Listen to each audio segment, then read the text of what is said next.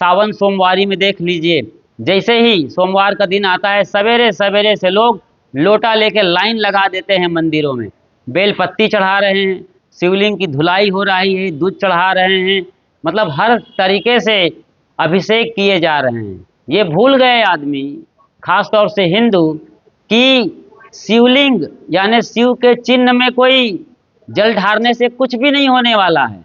अरे अपने चिन्ह पर जल ढारो, अपनी वासना को शांत करो, अपने क्रोध को, लोभ को, मोह को शांत करने के लिए अपने ही खोपड़ी पर जल ढालना होगा, अपने मन को ठंडा करना है, अपनी आत्मा में शीतलता चाहिए। बेलपत्ती वहाँ चढ़ा रहे हो आप, बेलपत्ती को अभी चबा चबा कर खाओगे तो बरसात में जो होने वाले रोग हैं, स्किन डिसीज, फोड़े, फुंसी, या कभी कभी ज्वर आ जाते हैं, हैजा, कालरा, कितने सारे बीमारियों का इलाज केवल बेलपत्ती है, जो सवेरे सवेरे आपको 4-5 कोमल कोमल पत्तों को चबाना चाहिए। इसके लिए हमारे पुरखों ने, खास तौर से हिंदू परंपरा के पुरखों ने इसे जोड़ दिया भोले भंडारी के साथ, ये इंट्रोड्यूस किया गया है, समझो। लेकिन आप समझते नहीं हैं, आप तो प्रतीकों में, इशारों में उलझ कर रह जाते हो और अपने लिए कुछ भी नहीं कर पाते हो। इतनी बड़ी दुर्घटना हुई है भगवान और मंदिर के नाम पर, मस्जिद और अल्लाह के नाम पर, चर्च और मसीह के नाम पर, और वहीं देखें तो फिर गिरजाघर और गुरु ग्रंथ के नाम पर। लोग प्रतीकों में उलझ गए, लोग इशारों में उलझ गए, इशारों के पीछे जो सच है उसे नहीं समझा जा रहा है, इशारों के पीछे जो सच्चाई है उसे आज नहीं समझा जा रहा है। यह ठीक ऐसा ही है जैसे आप कोई दादा हो या दादी, आप अपने नाती पोते को लेकर छत पर जाते हो, चांद दिखाते हो, तो चांद को बच्चा नहीं देखता, बल्कि आपके हाथ को, आपके कुर्ते को, आपकी उंगली को, उंगली में अंगूठी को बच्चा देखता रहता है कि कितना बढ़िया दादाजी का हाथ है, बढ़िया चमकदार अंगूठी है, इसी हाथ से मुझे लड्डू मिलता है, पेड़ा मिलता है, मोबाइल मिलता है और प्रेम दुलार मिलता है। उसे चांद से क्या मतलब बच्चे को? दादाजी चांद दिखा रहे थे, देखो चांद, इशारा किया गया उंगली से, लेकिन बच्चा सिर्फ उंगली पकड़ लिया और चांद ना देख पाया। बच्चों को माफ़ किया जाएगा, उनकी बुद्धि और अकल ही नहीं है कि वो चांद देख लें आपके कहने मात्र से। हाँ, उनकी मर्जी हो कभी देख लेंगे, लेकिन आपके कहने से देख लें कोई ज़रूरी नहीं। लेकिन आप तो अकल वाले हो, आप तो बुद्धिमान प्राणी हो, तमाम ग्रंथों को पढ़े हो, तमाम मंदिरों में देशाटन तीर्थाटन न जाने कहाँ कहाँ गए हैं अध्यात्म और धर्म के नाम पर, फिर अपने भीतर उगे उस परम सूरज को क्यों नहीं देख पाते? भीतर जो परमात्मा बैठा वो क्यों नहीं दिखता है? आप ग्रंथ में चिपक गए, किसी ने कहा कि गीता में लिखा है, अब गीता के 4-6 श्लोक को रट्टा मार लिए, उसी को दोहरा रहे हो। गायत्री परिवार वाले हो, ओम भू भुवः स्वः तत्सवितुर्वरेण्यम धीमहि धियो यो न प्रचोदयात्, बस इसी में अटके यही रट्टा मार रहे हैं। अब तो मशीन आ गई है, आप मुंह बंद करके, आंख बंद करके बैठे रहो, यहाँ तक कि दिमाग और खोपड़ी भी बंद कर दो, वो मशीन में, ये यंत्र में ये श्लोक चल रहे हैं और आप चुपचाप रहो, बस कुछ नहीं करना है आपको। ऐसे ही सभी परंपरा के लोग भूले हुए हैं, जिन्हें वो धर्म कहते हैं, दरअसल वो संप्रदाय हैं, मत है, मजहब है और परंपरा है, जो देश काल में निर्मित होते हैं और बनते बिगड़ते रहते हैं। पुराने धर्म जाते हैं, माने पुराने संप्रदाय, पुराने रीति रिवाज, ढोंग ढकोसले, कर्म कांड पाखंड, इनके जगह नए नए कर्म कांड पाखंड ढोंग ढकोसले आ जाते हैं, मतलब नए धर्म की शुरुआत हो जाती है उनके अनुसार से।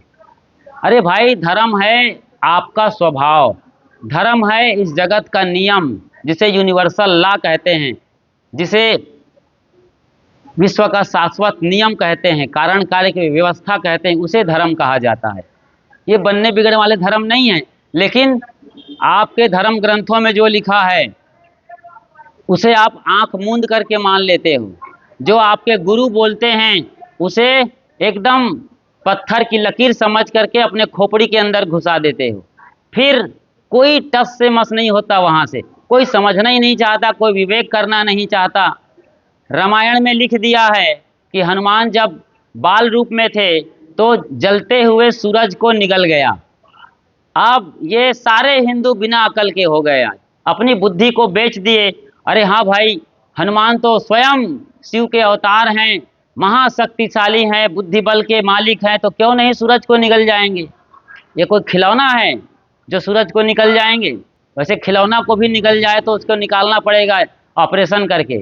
आपको बताऊं, अभी अभी की घटना है, थोड़ा कहने में शर्म लगती है लेकिन मुझे कहना पड़ेगा, इस देश में ऐसे हो रहा है। एक लड़की है, उस लड़की ने अपने यौन आकांक्षा को पूरा करने के लिए अपने अधोद्वार में एक बोतल को घुसा दिया। जब बोतल फंस गया उसके नीचे रास्ते में, तब फिर उनको हॉस्पिटल ले जाया गया, ऑपरेशन करके बोतल निकाला गया। समझिए आप, तो कोई खिलौना थोड़ी है सूरज जिसको निगल जाएंगे। खिलौना को ही बच्चा निगल जाए तो निकालना पड़ेगा, ये मैं बता रहा था। सूरज धरती से 13 लाख गुना जलता हुआ दहकता हुआ आग का पिंड है, भयंकर गोला है आग का, उसे कैसे निगल जाएंगे वो।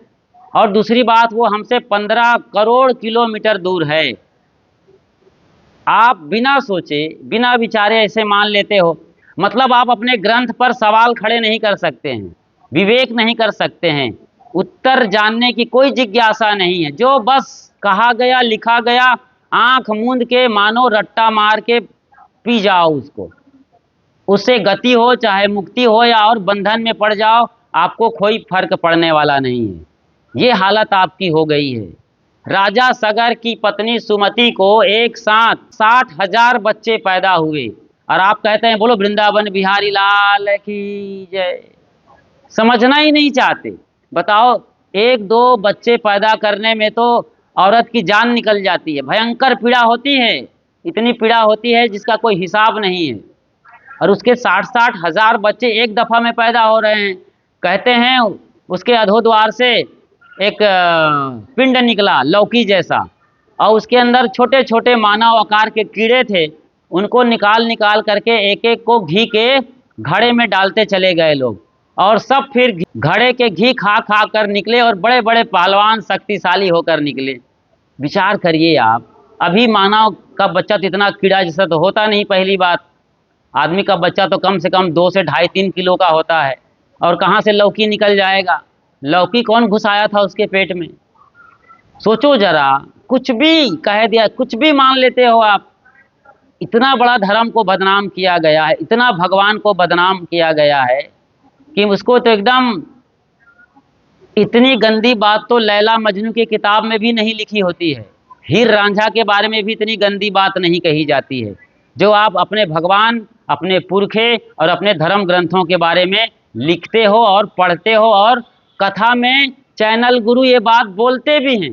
सारे चैनल गुरु इस मामले में फर्जीवाड़ा है, झूठी बात बोलते हैं। उनको तो आपसे मोटी रकम चाहिए, और वो तो जयकारा लगाएंगे भगवान का, और झूठी बातों का पूरा खजाना खोल देते हैं। और आप भी झूठे के पुजारी हो। आपको सत्य नहीं सांत्वना चाहिए, इसके लिए लगे रहते हो वहाँ दिन रात लाखों की तादाद में। भले वहाँ भगदड़ मचे, लोग मरें, कोई फर्क नहीं पड़ता है। और आप भेड़िया धसान, हिंदुस्तान भेड़िया धसान। तो झूठी बातें यहाँ बहुत फैलाई जाती हैं तरह तरह की कथा कहानियों के जरिए। मैं ये बता रहा था कि कथा कहानी सिर्फ और सिर्फ एक बहाना है किसी सत्य को प्रकट करने का। जैसे हनुमान बचपन में सूरज को निगल गए, इसका मतलब होता है, ये कोई नहीं बताएगा चैनल गुरु। कोई व्यास गादी पर बैठा कथाकार, चाहे वो देवकीनंदन ठाकुर से लेकर अनिरुद्धाचार्य तक आ जाएं आप, या फिर जया किशोरी से लेकर चित्रलेखा तक आ जाएं, ये कोई कथाकार और कथाकारनी ये सच्चाई बताने वाले नहीं हैं। ये कोई बताएगा तो कबीर के जो चेले हैं, कबीर के जो पुरोधा हैं, कबीर को जो समझते हैं, जो उनके शिष्य हैं, उनके परंपरा के संत हैं, पारखी हैं, वो बताएंगे। ये पौराणिक कबीरपंथी जो दामा खेड़ा खरसिया से आते हैं, चमत्कार वाले, चौका आरती करने वाले, ये भी ये बात नहीं बताएंगे आपको, क्योंकि उनके खंडन हो जाएगा। कबीर साहब को परमात्मा कहते हैं, आसमान से उतरे मानते हैं, तो कहाँ से बात बनेगी? फिर उन्हीं की मान्यता में जिएंगे ये लोग। वे भी इन बातों का समर्थन करते हैं। असल में असली बात ये है कि हनुमान बचपन से ही तीव्र और कुशाग्र बुद्धि के थे, प्रगल्भ बुद्धि के थे। बड़े, जैसे कहा जाता ना, होनहार बिरवान के होत चीकने पात, इस तरीके से वो झलक रहे थे। सूरज को निगल जाने का मतलब हुआ, सूरज अर्थात ज्ञान, ज्ञान का प्रतीक है सूरज, प्रकाश। ऊर्जा, तमसो माँ ज्योतिर्गमय। ये कहा गया है हमारे शास्त्रों में कि हे प्रभु हमें अंधेरे से प्रकाश की ओर ले चलो, तमसो माँ ज्योतिर्गमय। इसीलिए कबीर साहब ने भी अपनी मौलिक रचना बीजक की शुरुआत करी है अंतर ज्योति शब्द से। भीतर की जो इनर लाइट है, अंदर की जो ताकत है, अंदर की जो रोशनी है, उसकी बात करते हैं। वेद भी अग्नि से शुरू होते हैं, अग्निम इले पुरोहितम। सारे धर्म ग्रंथ ज्ञान से ही शुरू होते हैं, प्रकाश से ही शुरू होते हैं। तो बचपन से ही हनुमान बड़े प्रकाशक स्वरूप थे, ज्ञानी थे, विवेकी थे, पारखी थे।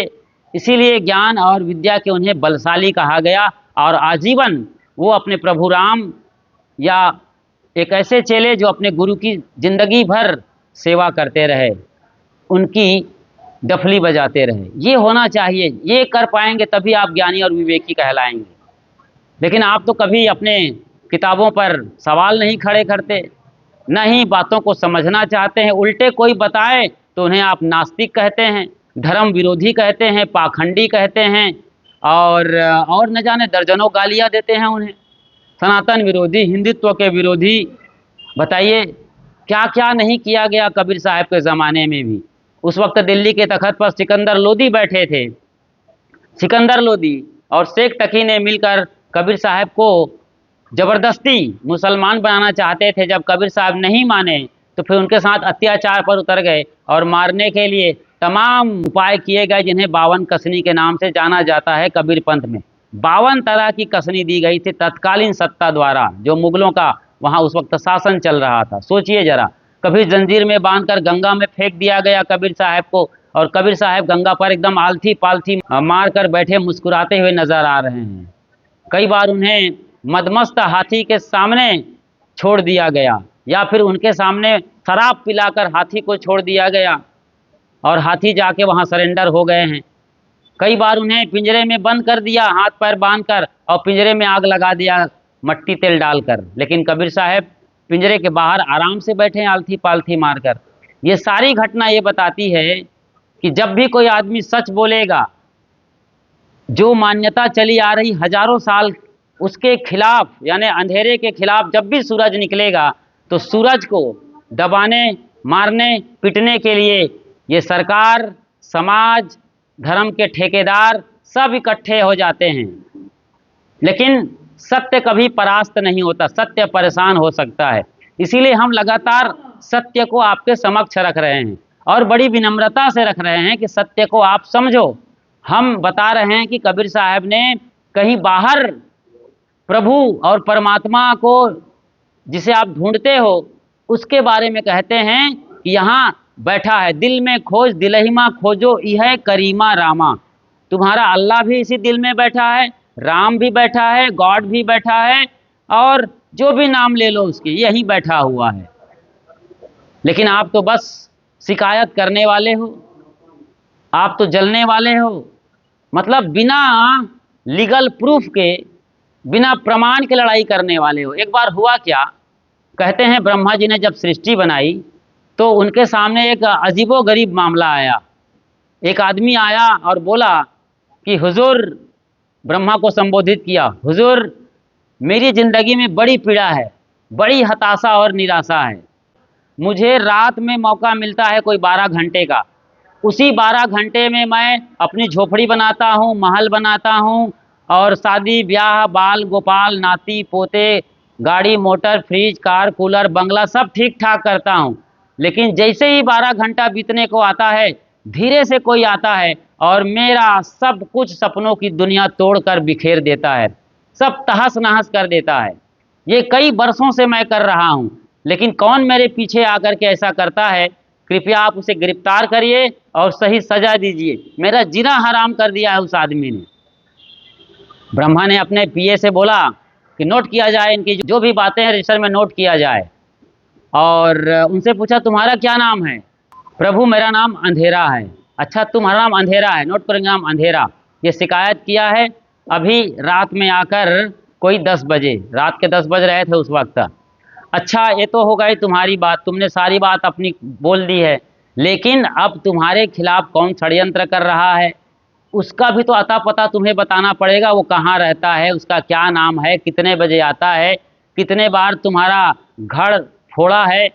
कुछ तो प्रमाण दो, कुछ रिकॉर्ड किया मोबाइल में, कहीं पर कुछ किए हो, सीसीटीवी फुटेज जो भी होगा वो रिकॉर्ड हमारे पास लेके आओ। बोला, कहे प्रभु मेरे पास कोई प्रमाण नहीं है, लेकिन कुछ तो जानते होगे। नहीं, मैं जानता भी नहीं कौन है, मेरी उससे आज तक मुलाकात भी नहीं हुई है, लेकिन वो हर रात बीते बीते सब बनाया हुआ मेरा आशियाना, घर द्वार मंदिर मस्जिद जो भी बनाता हूँ सब तोड़ फोड़ के बर्बाद कर देता है।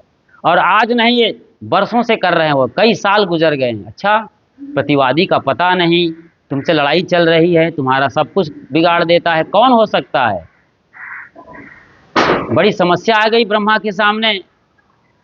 किसी ने कहीं से कोई बताया, नारद जैसा कोई आदमी आ गया उसी बीच, और उन्होंने अंधेरे की सारी कहानी सुन के बोला, ब्रह्मा से कहा कि प्रभु इनके पीछे कोई पड़ा हुआ आदमी है ना, जिसका नाम ये नहीं जानते हैं, लोग उन्हें सूरज कहते हैं। अच्छा सूरज, तो सूरज को हाजिर किया जाए, जहां भी सूरज हो उसे गिरफ्तार किया जाए। सूरज तक ये बात पहुंच गई, क्योंकि लापता वाला पेपर पूरे शहर बाजार देश दुनिया भर में चिपका दिए गए थे। सूरज ने पढ़ा कि मैं लापता हो गया हूं और मुझे ब्रह्मा जी अपने दरबार में बुलाए हैं। तो वो पहुंचे दरबार में सूरज, और सूरज ने कहा प्रभु क्या आज्ञा है, जो आज्ञा देंगे हम हाजिर हैं, बोलिए क्या बात है। कहा कि तुम्हारे खिलाफ शिकायत आई है, कोई अंधेरा आया है, कोई अंधेरे नाम का व्यक्ति आया था और वो तुम्हारे खिलाफ पूरा रिपोर्ट लिखा गया है। रिपोर्ट मतलब FIR, फर्स्ट इंफॉर्मेशन रिपोर्ट करके गया है, FIR करके गया है। अच्छा, क्या लिखा है उसने, कि वो सवेरे होते होते तक रात में वो घर बनाता है, सारा अपना आशियाना डेरा डंगा ठीक करता है, झोपड़ी, और जो भी लिखा था सब बता दिया गया, और तुम सवेरे होते होते सब उखाड़ पछाड़ के बर्बाद और तहस नहस कर देते हो। सूरज की आंखें फटी की फटी रह गई।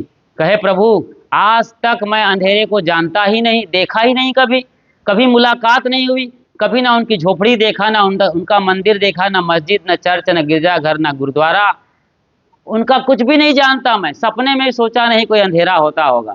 हाँ, अब आपको लगता है कि मेरे खिलाफ शिकायत है तो अंधेरे को आप सामने करिए। अब बड़ी समस्या में ब्रह्मा जी फंस गए। कहते हैं ब्रह्मा जी सृष्टि करता है, सारी चीजें वो बनाए हैं, नदी पहाड़ समंदर और पशु परिंदे आदमी और औरत, लेकिन आज पहली बार अंधेरे और सूरज को आमने सामने करने में ब्रह्मा का भी पसीना छूट रहा है, थर थर कांप रहे हैं कि मैं कहां से लाऊं भाई। तब कबीर साहब उधर से टहलते घूमते निकल रहे थे। लोगों ने बताया कि ब्रह्मा के दरबार में बड़ा हड़कंप मचा है, कई दिनों से चल रहा है, कोई फैसला ही नहीं आ रहा है। तो सुप्रीम कोर्ट के जज के भांति कबीर साहब पहुंचते हैं, वहां बैठाए जाते हैं और पूरे मामले को साहब सुनते हैं और कहते हैं वाह रे ब्रह्मा, अकल कौड़ी भर की नहीं है, और सृष्टिकर्ता कहते हो अपने आप को, उनको भी जम के फटकारे और कहे कि अंधेरा और प्रकाश दो अलग अलग चीज नहीं है। पहली बात यह है, अंधेरे का अभाव ही प्रकाश है और प्रकाश का अभाव ही अंधेरा है।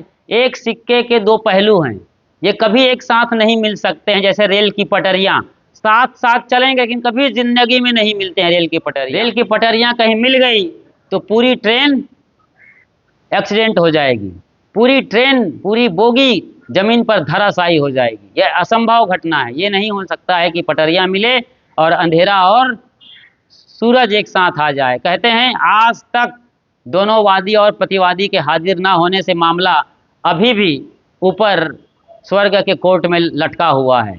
बताइए, समझ रहे हैं इन चीज़ों को। इस तरीके से आपको बातों को मतलब सत्य को समझाने के लिए कहानी और बातें बताई जाती हैं, लेकिन आप लोग अब पकड़ लेंगे अंधेरे और सूरज को, उसके पीछे की जो सच्चाई है कि एक साथ कभी नहीं मिलेंगे, ये झूठी बात है, इसको नहीं पकड़ पाएंगे। ऐसी कितनी सारी बातें हैं, हर मत मजहब परंपरा में ऐसी बेसिर पैर की उल जुलूल की बातें हैं। कथानक के तौर पर, कथानक के पीछे जाएंगे तब सत्य निकल के आएगा। तो भगवान मंदिरों में नहीं है, अल्लाह मस्जिदों में नहीं है, गॉड चर्च में नहीं है, और वो एक अंड ओंकार सतनाम नानक साहब का, वो किसी भी गुरु ग्रंथ में नहीं है, किसी भी गुरुद्वारा में नहीं है। ये आपको समझना होगा। तो कहाँ है जी? अब सवाल खड़ा होगा, कहाँ है? तो क्या हम लोग न तो बाइबिल पढ़ें, न कुरान पढ़े, न पुराण पढ़े, न गीता, न भागवत, रामायण, महाभारत, जिंदा वेस्ता, मतलब कोई किताब न पढ़ें? बिल्कुल मत पढ़िए। कोई मंदिर, मस्जिद, चर्च, गिरजाघर, गुरुद्वारा न जाएं? बिल्कुल मत जाइए। कौन जाने को बोला है? और 50 साल से इन किताबों को रट्टा मार के मिला क्या है? इतना दौड़ लगाए हो मंदिर में, मस्जिद में, क्या मिला है? अभी आप कुंभ मेला में नहा के आए, 70 करोड़ लोग नहाए, क्या मिला वहाँ? उल्टे भगदड़ हो गई और सैकड़ों लोग मारे गए, कुछ मिला? गंगा जी को गंदा कर दिया आपने, नहा नहा के सारे मल मूत्र उसमें डाले गए आपके, कहाँ फेंके गए? सारे शहर की गंदगियां वहाँ आती है, पूरा टॉयलेट, ड्रेनेज। ये तो आपकी हालत है। जो भी पवित्र है इस धरती पर सब बर्बाद करते हो आप, क्योंकि आपका मन ही बर्बाद है, कचरा है पूरा आपका मन। कचरा मन को ठीक नहीं करोगे, मंदिर में घुसोगे, मस्जिद में घुसोगे, खोपड़ी मारोगे किताबों के अंदर, अरे दिमाग का कीड़ा वहीं रहता है, किताबों के अंदर चाट जाता है। कभी आपने दिमाग को मुक्ति होते देखा है? कभी आपने दिमाग को भगवान के दरबार में हाजिरी लगाते देखा है? नहीं ना। किताब पढ़ना जरूरी है, धर्म ग्रंथों को पढ़िए, लेकिन जब आप लर्निंग नहीं करते हैं, सीखते नहीं हैं, सत्य को नहीं पकड़ते हैं, कथा और कहानी मात्र को पकड़ के अंधेरे में रह जाते हो, अंधेरा और घना हो जाता है, दुख और घना हो जाता है, तो फिर आपके ऐसे किताब पढ़ने से कोई फायदा नहीं है, सब बेकार गया समझिए। तो करें क्या? क्या राम राम का रट्टा ना मारें? लोग यही सवाल करते हैं। क्या कबीरपंथी सत्य नाम रटना बंद कर दें? बिल्कुल बंद कर दिए। न राम जपो न नाम रटो, न नाम भजूं न मुख से कहूँ राम, मेरा राम मुझको भजे तब पाऊं विश्राम। ये कबीर साहब की ऑथेंटिक प्रामाणिक वाणी है, अनुभवजन्य। उन्होंने जिया जाना तब जाके बोला, उनके चेलों ने ये लिखा है। मतलब अपनी सत्ता को जो जान गया है, अपने में जो निमग्न है, अस्तित्व में लीन हो गया है, उससे बड़ा कोई परमात्मा नहीं है, उससे बड़ा मानवता की कोई शिखर नहीं है। मतलब मनुष्य जन्म लेकर के सर्वोच्च शिखर है अपने आप को जानना, अपने आप में लीन होना, अपने में डूब जाना, और आत्मा तब परमात्मा हो जाता है, जीव तब शिव हो जाता है, जीव तब पीव हो जाता है। ये आत्मा और परमात्मा का मिलन, इसी के लिए आपका जन्म हुआ है। और आप देवालयों में, तीर्थालयों में, नदियों में, पहाड़ों में, संगमों में दौड़ लगा रहे हो, और लौट करके आकर के खुशी के मारे बकरा, मुर्गी, भेड़, बकरिया को काट काट कर, मिर्च मसाले डाल डाल कर, छौंक छौंक कर, बघार बघार कर, जला जला कर, भून भून कर, चबा चबा कर खा रहे हो। यही सिखाया है आपके भगवान ने। भगवान के बारे में आप कहते हो कि पूरी दुनिया को भगवान ने बनाया है, तो उन्होंने सबको बनाया है, भेड़ बकरियों, पशु परिंदों, मछलियों और अंडों को भी उसी ने बनाया है। फिर आप क्यों उसे हजम कर जाते हैं? क्या आप अपने भगवान जिन्हें पिता कहते हैं, उनके बच्चे इन निरीह और मुक्त प्राणियों को चबा चबा के खाओगे तो आपके बाप भगवान आपको माफ करेगा कि बड़ी सी बड़ी सजा देगा? ऐसा कर्म फल मिलेगा कि जहन्नुम में भी जगह नहीं मिला, नरक में भी तरसना पड़ेगा, रौरव नरक में भी एंट्री नहीं होगी, इतना बड़ा आपको भुगतना पड़ेगा। और आप बड़े मजे से भगवान के नाम पर मांसाहार करते हो, बलि का बकरा कहते हो। अरे बकरा ने क्या बिगाड़ा तुम्हारा? अरे चढ़ाना है बलि तो शेर का चढ़ाओ, लेकिन तुम्हें डर है कि शेर पकड़ने जाएंगे जंगल में और शेर के लिए हम ही बलि का बकरा बन जाएंगे। तो ऐसे ही निरीह और मुक्त प्राणी जो बिल्कुल सीधे सरल हैं, उनको तुम चढ़ाते हो और उल्टे 2 बूंद चुआते हो और सारा बकरा खुदे गटक जाते हो। 2 बूंद चुआते हो वहाँ भगवान के चरणों में, अपने तथाकथित इष्ट के चरणों में, और सारे ऊंट को लोग जिंदा लपक जाते हैं, अंदर डाल देते हैं। ये हालत है आज आदमी की। कभी बकरीद के नाम पर, कभी ईद के नाम पर, कभी मुहर्रम के नाम पर, कभी होली, कभी दिवाली, कभी और रणचंडी, कभी दुर्गा, कभी भवानी। बिना मुर्गा के तो दुर्गा की पूजा ही नहीं होती है। दुर्गा और मुर्गा पर्यायवाची हो गए हैं आजकल। कैसे लोग हैं? धर्म को किस तरीके से बिगाड़ा गया है। भारत दरअसल में आध्यात्मिक देश रहा है सदियों से, शुरू से ही सदियों सदियों से भारत अध्यात्म प्रधान देश रहा है। अध्यात्म मतलब अधिधन आत्मा, अधिनाम आधार, आत्मा, आत्मा जिसका आधार हो। मतलब जो सर्वोच्च चेतना आपके भीतर बैठी है आत्मा के रूप में, उसके इशारे से, उसके संरक्षण में, उसके प्रकाश में जो आप काम करते हो उसे अध्यात्म कहा जाता है। और धर्म अध्यात्म नहीं है। धर्म तो आपके रीति रिवाज और परंपराओं का नाम है जो देश काल में बदलता रहता है, और आप ढोंग, कर्मकांड, पाखंड, भ्रम, अंधविश्वास, छू मंतर, जादू मंतर के नाम पर ऐसे ही पोंगा पंडितों के साथ मिल करके धर्म के नाम पर भयानक विभत्स रूप का खेल खेलते रहते हो। धर्म के नाम पर आदमी का जितना खून आज तक बहाया गया है, इतना खून तो किसी भी विश्व युद्ध में नहीं बहाया गया। इतना खून केवल धर्म के नाम पर बहाया गया है। जिहाद कहते हैं लोग उसे, धर्म के नाम पर कहते हैं कि धर्म युद्ध हम करने जा रहे हैं। अभी आपने देखा होगा भारत पाकिस्तान के बीच जो ऑपरेशन सिंदूर चल रहा था, उसके भी कारण ये धर्म ही रहे हैं। लोग आए पहलगाम में, हमारे सैलानी गए थे वहाँ पर यात्रा करने, घूमने, टाइम के लिए छुट्टी थी उस वक्त, बच्चे मेरिट में आए थे तो उनके माँ बाप उनको लेके वहाँ गए हुए थे। कोई अपनी पिकनिक में गए थे, कोई हनीमून मना रहे थे वहाँ पर पहलगाम जम्मू कश्मीर में। आतंकवादी आए और उन लोगों ने पैंट उतरवा करके पूछा कि तुम किस धर्म के हो। पैंट उतरवा के चेक किया तुम लोग हिंदू हो या मुसलमान, और फिर कहा कलमा पढ़ो, और इस तरीके से धर्म की पहचान पूछकर उन्हें गोलियों से भून डाला। इसी के बाद फिर अटैकिंग मूड में आए भारत, और सीमा में जो होता रहा आपने देखा, इधर से ड्रोन उधर से मिसाइल, और मतलब हमेशा से युद्ध। अभी आप देखिए रूस और यूक्रेन को देख लीजिए, ये दोनों यूरोप के अंदर हैं और यहूदी फारसी हो सकते हैं लेकिन ईसाइयत की परंपरा को मानने वाले हैं। एक ही परंपरा के लोग हैं लेकिन धर्म के नाम पर दोनों लड़ रहे हैं कि हमारे ज़्यादा धर्म विस्तार हो। इजराइल और फ़लस्तीन बस दोनों एक ही हैं, जैसे शिया और सुन्नी मुसलमान में होते हैं, हिंदू में जैसे कोई ब्राह्मण और क्षत्रिय हो जाएं, या शूद्र और वैश्य, क्या फ़र्क पड़ता है। ब्राह्मण और शूद्रों की लड़ाई तो सदियों से चली आ रही है।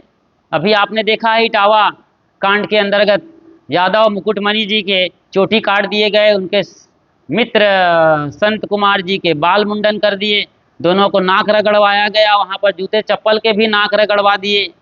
और जो परीक्षिताइन बनी थी रेणु तिवारी, उनके मूत्र से इन दोनों यादव बंधुओं का शुद्धिकरण हुआ, जलाभिषेक किया गया और कहा गया कि अब तुम शुद्ध हो गए हो, कथा करने लायक हो गए हो। बताइए, मुताइन पंडिताइन के मूत्र से इस तरीके की मतलब हरकतें आज विभत्स, कहने में बुरा लगता है, सुनने में भयंकर पीड़ा होती है, लेकिन ये देश में हो रहा है।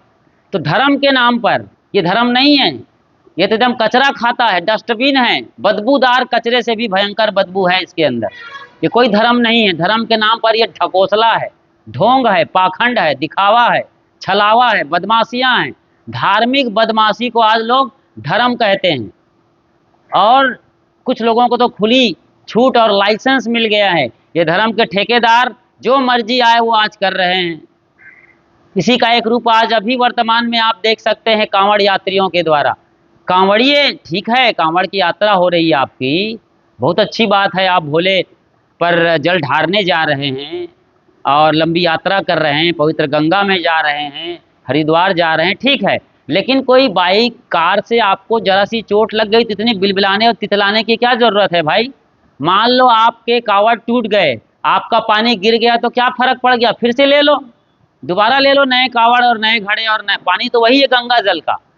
यही घटना एक बार और हुई थी, आपको इतिहास को याद दिला दूं मैं। संत एकनाथ कांवड़ लेकर भोले भंडारी शिव को जल ढारने जा रहे थे, भयंकर चिलचिलाती धूप, और उसी बीच उसने देखा कि एक गधा छटपटा रहा है, उनसे रहा नहीं गया और उसने गधे के अंदर शिव को देखा और सारा पानी पिला दिया। बताओ, गधा एकदम तृप्त होकर के उछलते कूदते अपने गंतव्य में चला गया।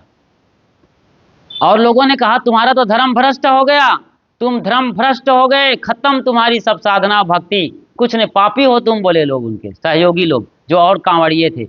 उसने कहा कि मैंने तो गधे में शिव को देखा है, यकीन आए ना आए मेरे पास कोई प्रमाण नहीं है, और प्रमाण पूछो तो यही है कि गधा हंसता खेलता मुस्कुराता निकल गया, इससे बड़ा मेरे लिए कोई भगवान नहीं है। और आप लोग जानते हैं शिव को कहा जाता है पशुपतिनाथ, तो क्या समझे हो शिव को। आज हरिद्वार के अंदर मैं खुद देख कर आया हूँ 2 बरस पहले से, समझिए इस चीज़ को, मैं हरिद्वार में था। तो आपके बच्चे जो इस गांव से जाते हैं, आपके घर से जाते हैं, मिडिल स्कूल के, हाई स्कूल के बच्चे, वो वहाँ जा कर के सब गंजेड़ी और भंगेड़ी बने हुए हैं, सब नशेबाज हो गए हैं, गांजा का दम लगा रहे हैं, चिलम फूंक रहे हैं। वहाँ बड़े बड़े साधु नामधारी गेरुआ और पीले वस्त्र लगाकर, दाढ़ी चोटी बढ़ा करके गांजा का दम लगा रहे हैं, और सारे बच्चे ये सीख रहे हैं। आज देश के किशोर और युवा लोग करोड़ों की तादाद में नशेबाज हो गए हैं इस पूरे कांवड़ यात्रा के दौरान या सावन के महीने में। सोचिए जरा, कहाँ आप भटक गए हो। शिव स्वयं भोले भंडारी हैं, कल्याण स्वरूप हैं, समाधि में लीन रहते हैं, वो गांजा पिएंगे? इतने कोई पागल हैं, कोई नशेबाज हैं, वो धतरा पिला रहे हैं उसको। अपने लिए कितना स्वार्थी आदमी है। धतुरा खुद को पीना है, 2 बीज चढ़ा दिए, बाकी सारा धतुरा अपना हजम कर जाते हैं घोंट पीस करके या चिलम में भर के पी जाते हैं। कैसे जाहिल लोग हैं ये धर्म के नाम पर। 2 बूंद चढ़ा करके सारा बकरा खुद हजम कर जाने वाले लोग कहते हैं कि हम तो प्रभु के भक्त हैं, भगवान के पुजारी हैं। इसीलिए कबीर साहब बिफरे थे 600 बरस पहले, और उन्होंने कहा था, क्या कहा था? संतो पाड़े निपुण कसाई, बकरा मारी भैंसा पर धावे, दिल में दर्द न आई। एक एक लाइन गौर से सुनिए, मुझे अर्थ करने मत दीजिए, आप सुनिए, आप एकदम क्लियर है सब कुछ। संतो पाड़े निपुण कसाई, बड़े चतुर चालाक कसाई हैं, कसाईयों से भी एक्सपर्ट हैं ये लोग। संतो पाड़े निपुण कसाई, बकरा मारी भैंसा पर धावे, दिल में दर्द न आई, करी स्नान तिलक दो बैठे, विधिसो देऊ पुजाई, आत्म राम पलक में बिन से, रुधिर की नदी बहाई। बताइए, आत्म राम मार मार के आत्मा को, आत्म मार पखाने ही पूछे, इनमें किछौ न ज्ञाना। कबीर साहब ने यह भी कहा है, अति पुनीत ऊंचे कुल कहिए, सभा माई अधिकाई, इनते दीक्षा सब कोई मांगे, हंसी आवे मोहि भाई, पाप कटन को कथा सुनावे, कर्म कनावे नीचा। तो इस तरीके से धार्मिक बदमाशियां सदियों से चली आ रही है इस देश में। धार्मिक बदमाशियों के जाल से निकालने का काम कोई किया है इस जगत में, सबसे ज़्यादा व्यापक रूप से दुनिया को घूम घूम कर अलख जगाया है। जैसे कबीर साहब स्वयं कहते हैं, देश विदेश से हाँव फिरा, गांव गांव की खोरी, ऐसा जियरा ना मिला जो लेवाए फटक पछोरी। लोग नहीं मिलते सत्य को समझने वाले, लेकिन साहब दुनिया घूम कर आए, गांव गांव की गली गली खोर खोर वो यात्रा किए हैं। व्यापक रूप से पूरी दुनिया को घूम करके साहब ने अलग जगाया है। शायद वो अकेले हैं जो पूरी दुनिया घूम करके सत्य का प्रकाश फैलाते रहे और धार्मिक बदमाशियों के खिलाफ जबरदस्त बिगुल फूंकते रहे। धार्मिक बदमाशियां कैसे होती है इस देश में, उसे मैं एकदम क्लियर तरीके से बता रहा हूं।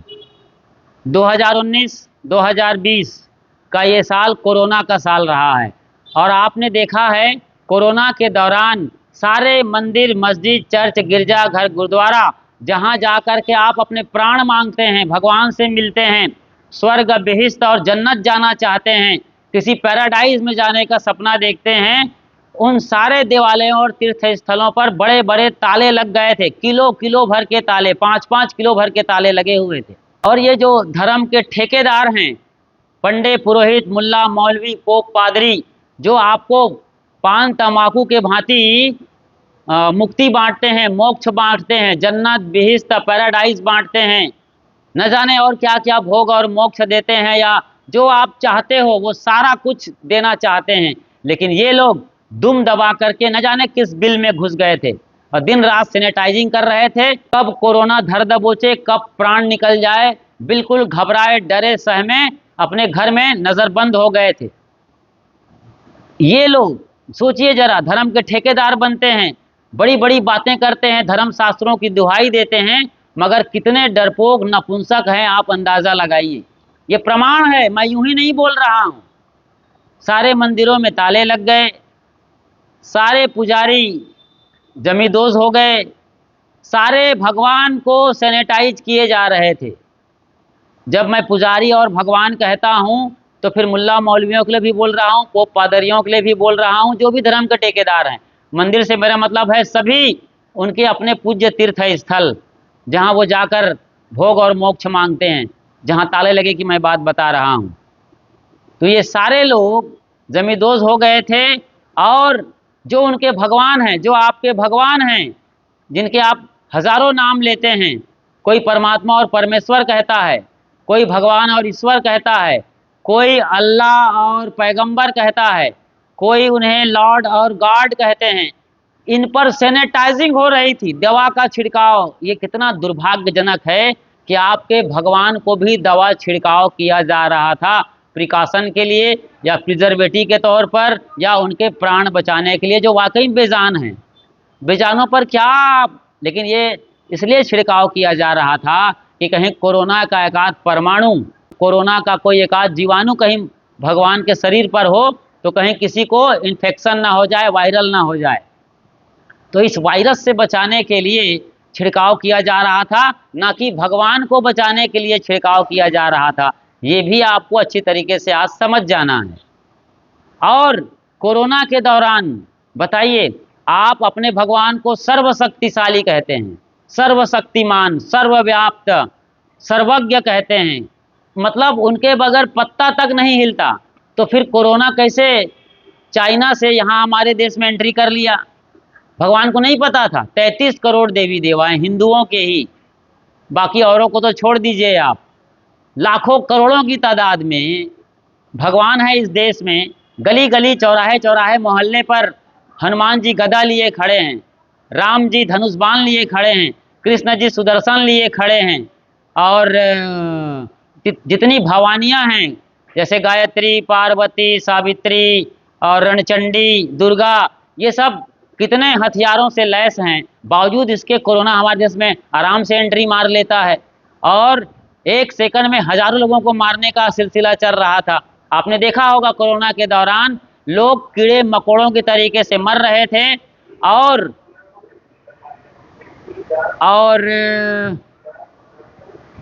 और जेसीबी से खोद खोद कर, नाली बना बना कर लोगों को लाखों करोड़ों की तादाद में नालियों में पाटा गया। कितने लोग मरे, कितने करोड़ मरे, कितने अरब मरे, किसी गवर्नमेंट के पास कोई आज तक डेटा नहीं है। पूरी दुनिया में अरबों खरबों लोग मारे गए थे कोरोना के दौरान। तो आपका भगवान सब जानता है, सर्वशक्तिमान है, सर्वव्याप्त है, तो बचाया क्यों नहीं? सबसे बड़ा सवाल है किसी के पास इसका उत्तर? किसके पास उत्तर है? क्या उत्तर है बताइए, नीचे कमेंट बॉक्स में लिखिए आपके कोई उत्तर है, या हमारे नंबर 7974664365, यानी लास्ट में 365 दिन हमसे बात करिए। 7974664365 बात करिए हमसे, बताइए कोरोना कैसे एंट्री मार गया आपके भगवान के होते होते? सोमनाथ कैसे लूटा आपके भगवान के होते होते? 700 साल तक हमारा देश क्यों गुलाम रहा मुगलों और अंग्रेजों का, इतने सारे भगवान, भवानी, पैगंबर, गॉड के होते होते? कोई जवाब है? कोई जवाब नहीं है। यह है धार्मिक बदमाशियां। कोरोना आया, कोई बचाने नहीं आए। कोई भगवान प्रकट हुआ जो आप कहते हो कि जब जब हो यहाँ धर्म की हानि, बाड़े असुर अधर्म अभिमानी, तब तब भगवान आते हैं। यदा यदा धर्मस्य ग्लानिर्भवति भारतः अभ्युत्थानम अधर्मस्य। कोई भगवान आया, कोई पैगंबर आया, कोई गॉड आया? कोई नहीं आया। क्यों नहीं आए? अरे हो तब तो ना आएंगे। ऐसे कोई भगवान है ही नहीं शरीरधारी, कहीं आसमान में, कहीं पहाड़ की चोटी पर, मंदिर, मस्जिद, चर्च, गिरजाघर में, नहीं, कोई नहीं है। हमने इसका स्वरूप आपको बताया है पहले, फिर भी बताएंगे, लेकिन फिलहाल ये समझिए कि भगवान क्यों नहीं आए। सवाल अपने से पूछिए, उत्तर निकालिए और हमें बताइए। ना वेटिकन सिटी से कोई पोप पादरी खड़ा हुआ कि हम होली वाटर पिलाएंगे, मतलब पवित्र अमृत, ना, कोई नहीं आया। वेटिकन सिटी से ना पोप पादरी आए, ना यहोवा यूहन्ना आए, ना स्वयं ईसा मसीह आए।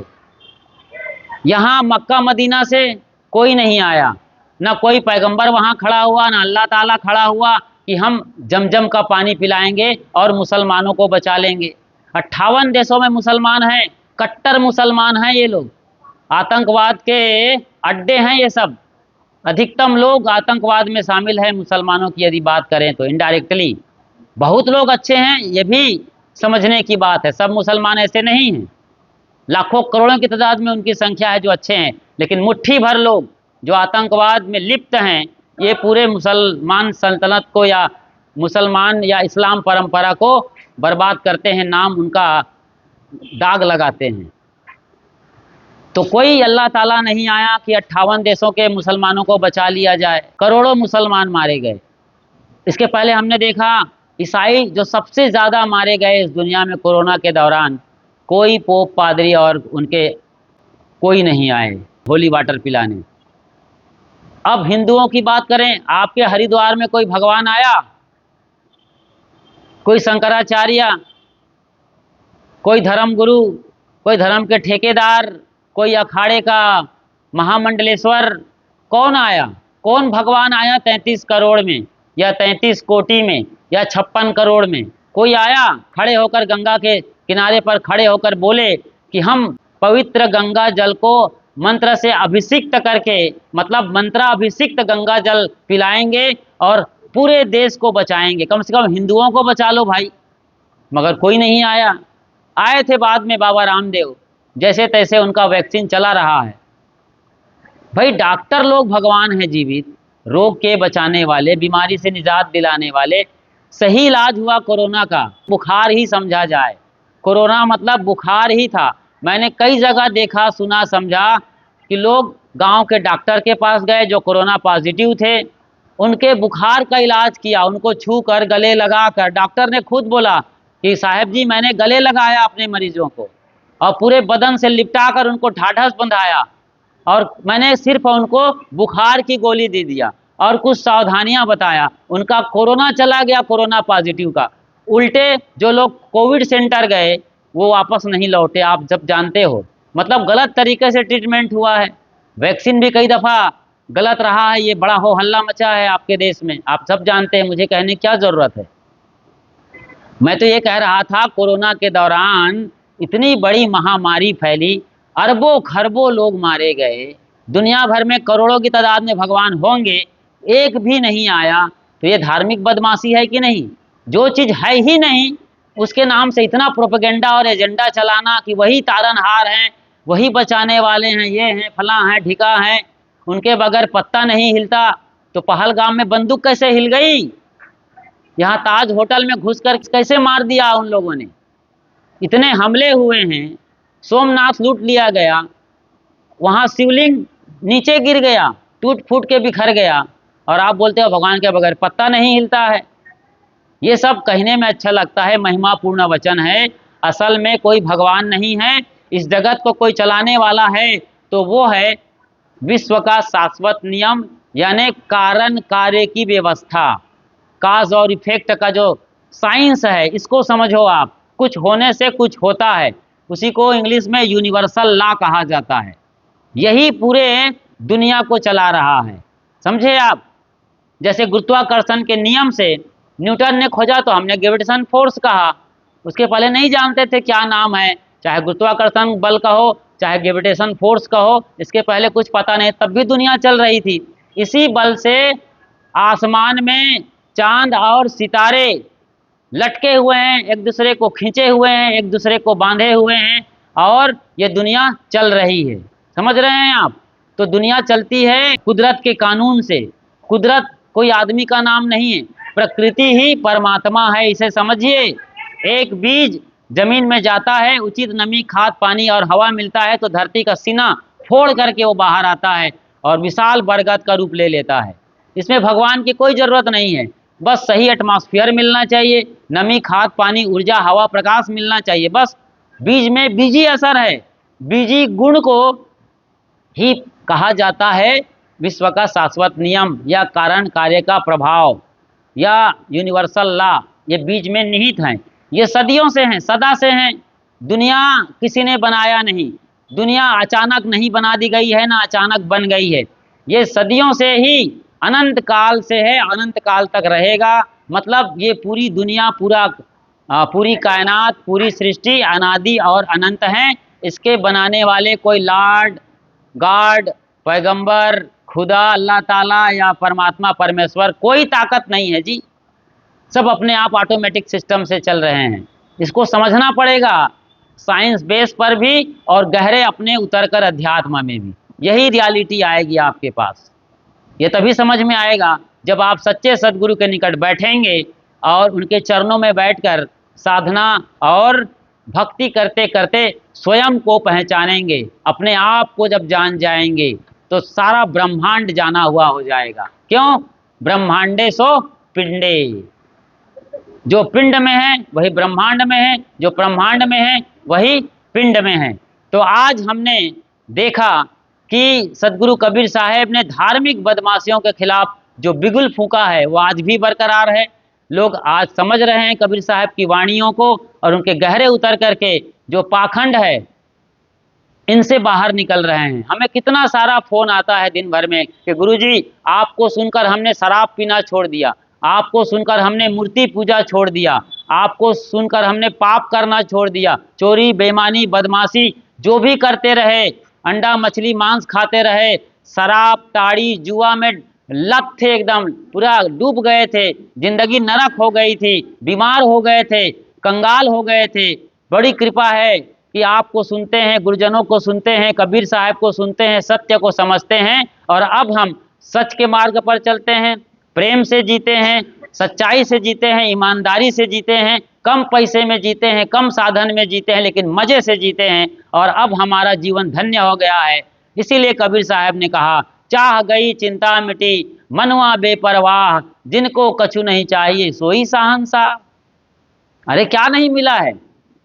आपको उधार नहीं भेजा है इस कुदरत ने, आपको भरपूर सामग्री दे करके भेजा है। एक ऐसी मेमोरी दी गई है आपको जो पूरा खजाना लेके आए हो। उसी खजाने को जानो, उसी खजाने का इस्तेमाल करो। चाबी मिलेगी सदगुरु से, जैसे कि मैंने बताया चाबी चाहिए, चाबी सदगुरु से मिलेगी। सदगुरु की सेवा करो, साधना करो, अपने मुक्ति का मार्ग स्वयं प्रशस्त करो।